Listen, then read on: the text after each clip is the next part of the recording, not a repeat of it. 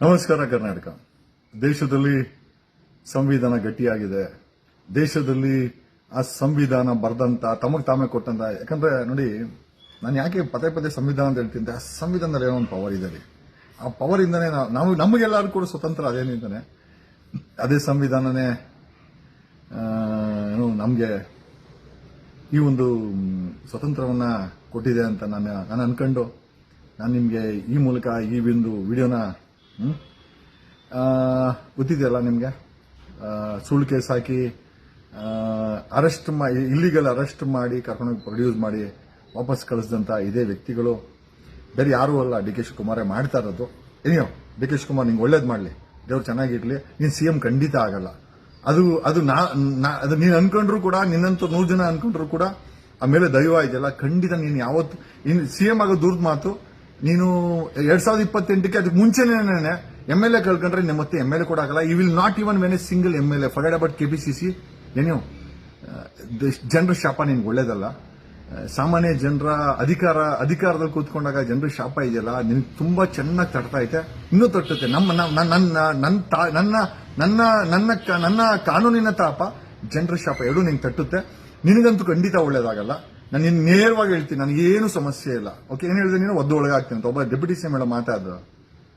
Deputy CM ಒಬ್ಬ ಕನ್ನಡ ಇಂಡಸ್ಟ್ರಿಗೆ nut voltage ಮಾಡೋ ವ್ಯಕ್ತಿ. ಏನ್ ತಮ್ಮನೇನು ತಾವು ಡಾನ್ ಅನ್ಕೊಂಡ್ಬಿಟ್ಟಿದ್ದೀರಾ? No problem. ಓಕೆ, ಕೆಂಪೇಗೌಡನ ವಂಶ.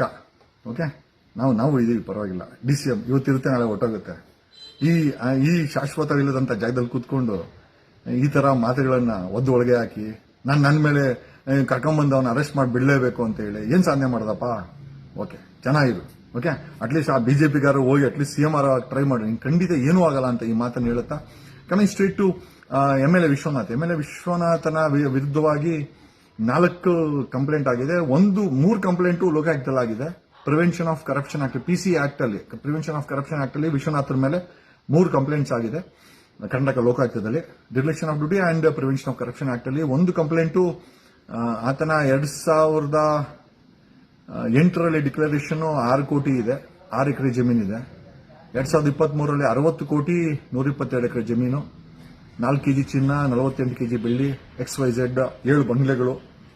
ಸೊ ಇದ್ರ ಬಗ್ಗೆ ಈ ಅಸೆಟ್ಸ್ ಇನ್ಕ್ರೀಸ್ ಇದೆಯಲ್ಲ, ಸೊ ಇದಕ್ಕೆ source of income most important.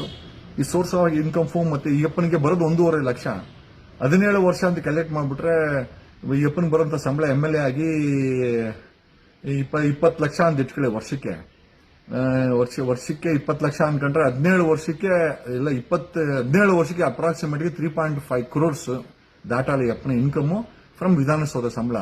But 60 ಕೋಟಿ ಸಂಪಾದನೆ ಇಲ್ಲಿಂದ ಬಂತು. 60 ಕೋಟಿ ಆಸ್ತಿ, 7 ಮನೆ, 4 ಕೆಜಿ ಚಿನ್ನ, 48 ಕೆಜಿ ಬೆಳ್ಳಿ, ಗಾಡಿಗಳು, ಮತ್ತೆ 112 ಎಕರೆ ಜಮೀನು. ಇಟ್ಸ್ ರಿಯಲಿ ಇದನ್ನ ತನಿಖೆ ಮಾಡಲೇಬೇಕು ಅನಿಸ್ತು. ಅದಕ್ಕೆ ಇದ್ರ ಮೇಲೆ ಒಂದು ಕಂಪ್ಲೇಂಟ್ ಅನ್ನು ಕೊಟ್ಟಿದ್ದೀವಿ. 2ನೇ ಕಂಪ್ಲೇಂಟು ಮನೆ 400 ಗಾಡಿ ತಗೊಂಡೋಗ್ತೀನಿ ಅಂತ ಹೇಳಿದ್ರೆ, ಆ 400 ಗಾಡಿಗೆ ಫಂಡಿಂಗ್ ಯಾರು ಮಾಡಿದ್ರು? 400 ಗಾಡಿ ಇಂಟು 25,000 ಅನ್ಕೊಂಡ್ರೆ 1 ಕೋಟಿ ರೂಪಾಯಿ ಆಯ್ತು. 1 ಕೋಟಿ ರೂಪಾಯಿ 1.5 ಲಕ್ಷ ಬರೋ ಪೂರ್ತಿ ಅಪ್ಪನ ಸಂಬಳ 4 ವರ್ಷ ವೆಯ್ಟ್ ಮಾಡಿದ್ರೆ 4 ವರ್ಷ ಅಲ್ಲ, ಹೆಚ್ಚು ಕಮ್ಮಿ 8 ವರ್ಷಕ್ಕೆ ಏನೋ ಇದಾಗುತ್ತೆ. ಹಂಗಾಗಿ ಆ 400 ಗಾಡಿ ಮೇಲೆ 1 ಕಂಪ್ಲೇಂಟ್ ಆಗಿದೆ. 3ನೇ ಕಂಪ್ಲೇಂಟು 36 ಎಕರೆ 10 ಗುಂಟೆ ಏನು ಅಲಾಲ್ ಚಂದ್ರ ರೈತರ ಜಮೀನನ್ನ ಕರ್ನಾಟಕ ಹೌಸಿಂಗ್ ಬೋರ್ಡ್ ಅಕ್ವೈರ್ ಮಾಡಿಕೊಂಡು 1996ರಲ್ಲಿ 2008ರಲ್ಲಿ ವಿಶ್ವನಾಥ್ MLA ಆಗ್ತಾರೆ. 2010ರಲ್ಲಿ ಯಡಿಯೂರಪ್ಪನ ಗೌರ್ಮೆಂಟ್ ಅಲ್ಲಿ ಕರುಣಾಕರ್ ರೆಡ್ಡಿ ಕಂದಾಯ ಸಚಿವರಲ್ಲಿ ವಿಶ್ವನಾಥ್ ಅವರು ಧರ್ಮಸ್ಥಳ ಎಜುಕೇಶನ್ ಸೊಸೈಟಿಗೆ ಡಿನೋಟಿಫೈ ಮಾಡಿಸ್ಕೊಡ್ತಾರೆ. ಇವತ್ತು ಆ ಜಮೀನು ₹1 ಲಕ್ಷ ತಗೊಂಡಂತ ಜಮೀನು ಇವತ್ತು 1996 ನೋಟಿಫಿಕೇಶನ್. ತದನಂತರ ಅದನ್ನ ಧರ್ಮಸ್ಥಳ ವೀರೇಂದ್ರ ಹೆಗಡೆ ತಮ್ಮ ಅವರು ಅದನ್ನ ಪರ್ಚೇಸ್ ಮಾಡ್ತಾರೆ ಲಕ್ಷ ಕೊಟ್ಟು. ಈಗ ಅದೇ ಜಮೀನು 900 ಕೋಟಿಗೆ ಮಾರಾಟ ಆಗಿದೆ. ಭಾಗಮನೆ ಟೆಕ್ ಪಾರ್ಕ್ ಅಂತ. ನಾನು ಡಾಕ್ಯುಮೆಂಟ್ ಈಗ ಹಾಕ್ತೀನಿ, EC ಎಲ್ಲ ಡಾಕ್ಯುಮೆಂಟ್ ತೆಗೆದಿದ್ದೀವಿ, ಹಾಕ್ತೇವೆ. So 3 complaint prevention of corruption act ಕಡೆ ಹಾಕಿದೆ ವಿಶ್ವನಾಥ್ ಮೇಲೆ. 4ನೇ ಕಂಪ್ಲೇಂಟು HL ಸಂಬಂಧಪಟ್ಟಿದ್ದು, ಅದೇ ವಿಶ್ವನಾಥ್ ಮೇಲೆ ಆಗಿದೆ. HL corporate office, CBI, ED and defence ಸೆಕ್ರೆಟರಿಗೆ ಬರೆದಿದ್ದೇವೆ. ತುಂಬಾ ಸೀರಿಯಸ್ ಇಶ್ಯೂ ಅದು ನಿಜವಾಗ್ಲೂ ತನಿಖೆ ಆದರೆ ವಿಶ್ವನಾಥ್ ಅವರಿಗೆ ತುಂಬಾ ದೊಡ್ಡ ತೊಂದರೆ ಆಗುತ್ತೆ. ನನಗನ್ಸಿರ್ಲಿಲ್ಲ ನನ್ನನ್ನು ಮೈ ಮೇಲೆ ಹಾಕೊಂಡು ದಾರಿಲಿ ಹೋಗೋ ಮಾರಮ್ಮ ಮನೆ ಗಂಟ ಬಾರಮ್ಮ ಅಂತ ಅವಶ್ಯಕತೆ ಇತ್ತಾ. ನನ್ನ ಪ್ರಕೃತಿ ದಾನ ಮಾಡ್ಕೊಂಡಿದ್ದು ಅದು ನಿಂತೀಟೆಗೆ, ಅದ್ರ ಮೇಲೇನು ಕಂಪ್ಲೇಂಟ್ ಆಗಿದೆ ಯಲಹಂಕ ಪೊಲೀಸ್ ಸ್ಟೇಷನಲ್ಲಿ. ಮಾಡಲಿಲ್ಲ ಅಂತಂದ್ರೆ ಇನ್ಸ್ಪೆಕ್ಟ್ರು ಏನು ಹೈಕೋರ್ಟ್ ಆರ್ಡರ್ ಇದ್ರು ಕೂಡ ಇಲ್ಲಿಗಲ್ ಪ್ರೊಟೆಸ್ಟ್ಗೆ ಸಪೋರ್ಟ್ ಮಾಡಿದ್ದಕ್ಕೆ ಇನ್ಸ್ಪೆಕ್ಟ್ರು ಹೋಗ್ತಾರೆ.